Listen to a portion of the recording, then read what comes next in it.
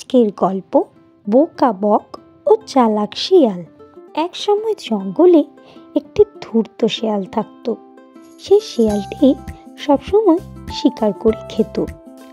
একদিন সে দেখতে পেল একটি পুকুরে একটি বক মাছ খাচ্ছে। সে প্রতিদিন দেখত বকটি পুকুরের ধারে এসে বসছে এবং মাছ ধরে ধরে খাচ্ছে।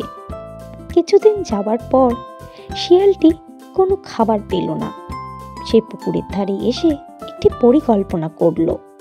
সে ভাবল বককে সে বলবে তার খাবার জোগাড় করে দিতে।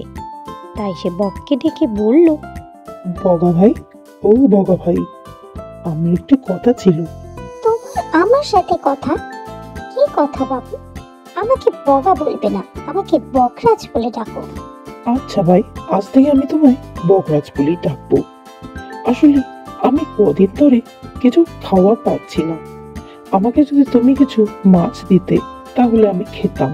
হ্যাঁ, তোমার চালাকি আমি বুঝি না। আমি যাব আর তুমি আমায় খেয়ে ফেলবে। আরে না না, আমি তোমায় খাবো না।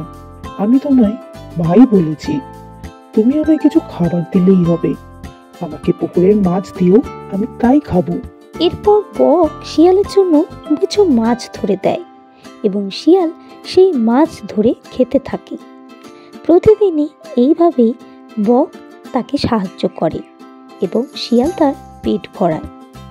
এমন করতে করতে শিয়াল একদিন বককে বলে, বক ভাই, তোমার আমাকে আরেকটা সাহায্য করতে হবে।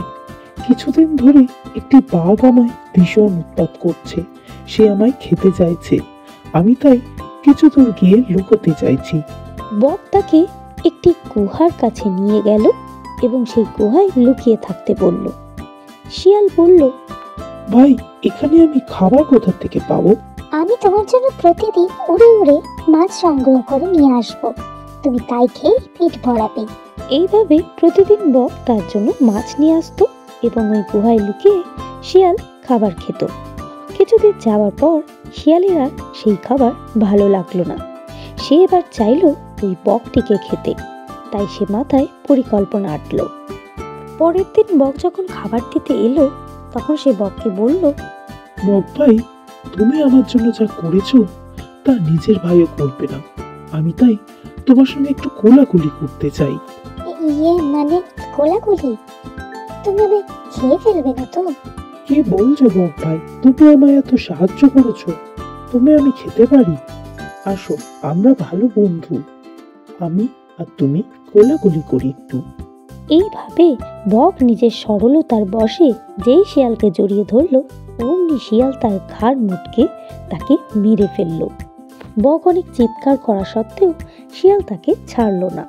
বককে মেরে ফেলার পর শিয়াল বনের দিকে এগিয়ে যেতে থাকলো।